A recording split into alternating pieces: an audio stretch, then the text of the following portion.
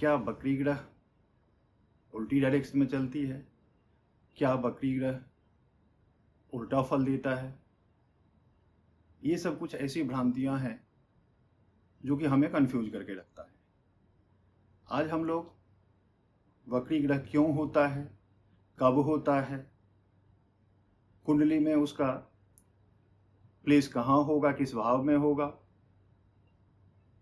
इन सभी के बारे में चर्चा करेंगे।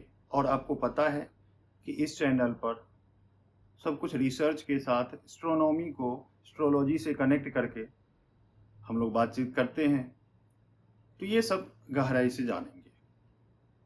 सबसे पहले, वक्री ग्रह क्या उल्टी डायरेक्शन में चलती है? नहीं, उसके डायरेक्शन में, उसके स्पीड में कोई फर्क नहीं आता। तो फिर वक्री का क्या मतलब है? और हाँ, ये साइंस का भी कंसेप्ट है कि ग्रह जो है वो रेट्रोग्रेड होता है। कब होता है? तो ग्रह को हम दो पार्ट में डिवाइड करते हैं। एक जो पृथ्वी से बाहर की तरफ है, मंगल, मार्स, सैटर्न, शनि और गुरु, जुपिटर। और एक जो अंदर की तरफ है, मरकरी, बुध और वीनस, शुक्र। जब किसी ग्रह के पास से पृथ्वी क्रॉस करती है तो ऐसा लगता है कि पृथ्वी से वो ग्रह पीछे की तरफ जा रही है। अब यहां पर एक बात आप गौर करेंगे कि पृथ्वी के पास से, यानी जब ग्रह वक्री होता है तो वो पृथ्वी के सबसे नजदीक होता है, यानी उसकी एनर्जी हम तक सबसे ज्यादा पहुंचती है और सबसे देर तक पहुंचती है, जिसे ज्योतिष में ग्रह का चेष्टा बल कहा गया है। साइंस और ज्योतिष दोनों पैरेलल है। बाय द वे, हम लोग डिस्कस करेंगे, मैं आपको वैल्यू के साथ बताऊंगा कि साइंस बाद में आया, ज्योतिष पहले आया। वो हम लोग आगे के वीडियो में डिस्कस करेंगे। हाँ, तो पहले मंगल, शनि और गुरु के बारे में डिस्कस करते हैं।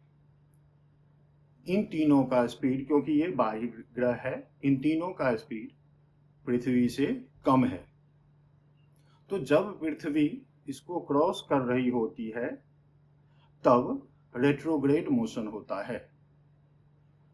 उस टाइम सूर्य से वो ग्रह मंगल, शनि और बृहस्पति सबसे दूर होता है। अब यहां पर कनेक्शन देखिए, दूर होता है, ऑलमोस्ट 180 डिग्री पर होता है। यानी आप अपनी कुंडली में ग्रह वक्री है या नहीं है, आपका कुंडली सही बना है या नहीं बना है, खुद पता कर सकते हैं।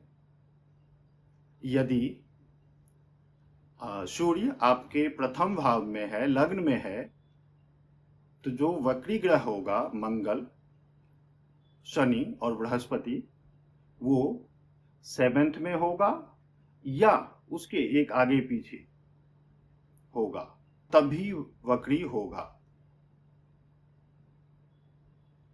बुध और शुक्र के बारे में बाद में बात करते हैं।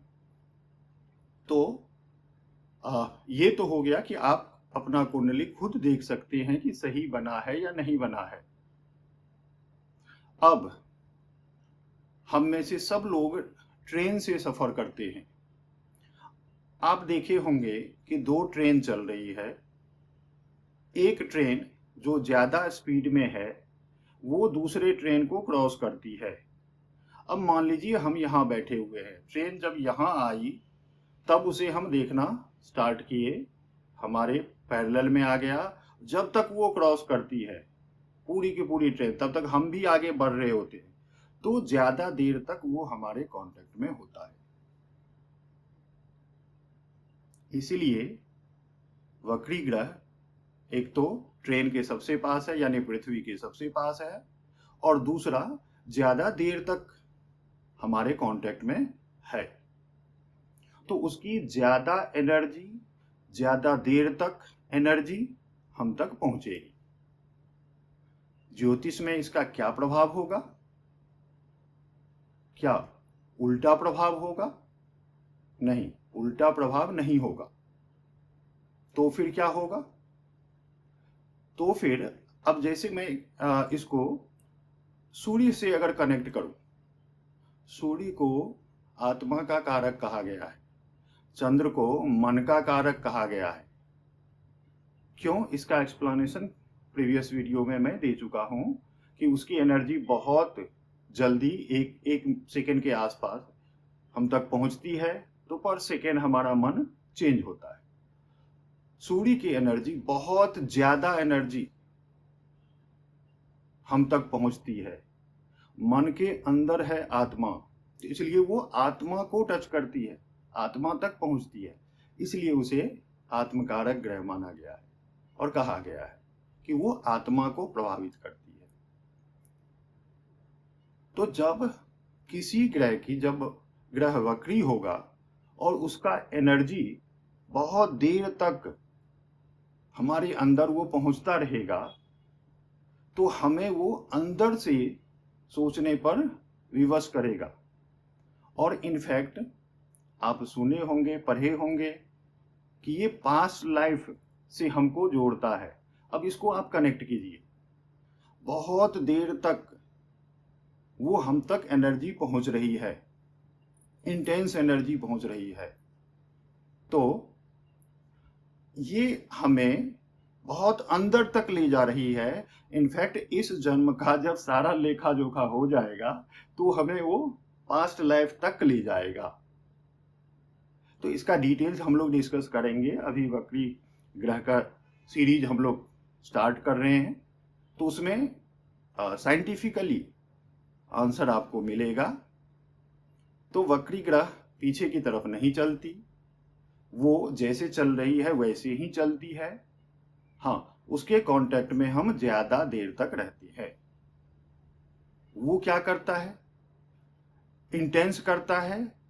और अगर वर्ड पर ध्यान दीजिए कि ज्यादा देर तक, यानी उसका फल बहुत गहराई वाला होगा और देर से मिलेगा। अब हम सुनते हैं कि ग्रह वक्री हो गया, इससे डरने की तो जरूरत नहीं है। ये फल तो मिलना ही है, बल्कि फल ज्यादा गहराई से मिलना है, क्योंकि ये 2020 का जमाना है। हम लोग इस हाथ करो इस हाथ फल पाओ, उसके आदी हो चुके हैं, इसलिए हम फल जल्दी चाहते हैं। इसलिए कुछ लोग वक्री ग्रह को सही नहीं मानते। यकीन कीजिए, अगर आपके कुंडली में वक्री ग्रह है तो आप डिवाइन ब्लेस्ड हैं। आप ऊपर से ब्लेसिंग्स लेके आए हैं। ये पास्ट लाइफ कर्म से ही भी आपको कनेक्ट करता है, उसका भी फल आपको देता है। हाँ, ये जरूर है कि पास्ट लाइफ के फल, अगर कर्म अगर अच्छे नहीं होंगे तो उसका फल तो मिलेगा, तो वहां पर प्रॉब्लम है। हालांकि ये अच्छी बात है कि उस फल को भुगत करके हिसाब किताब बराबर कर लेंगे, आगे फ्यूचर के लिए हमारा मार्ग सही रहेगा। तो मुझे लगता है कि पृथ्वी के बाह्य ग्रह के बारे में हम कुछ मेन पॉइंट पर फोकस कर पाए। अब अगले वीडियो में उसके अंदर का ग्रह, क्योंकि उसमें बहुत ही कुछ इंपॉर्टेंट पॉइंट है जो साइंटिफिकली आपको देखना पड़ेगा।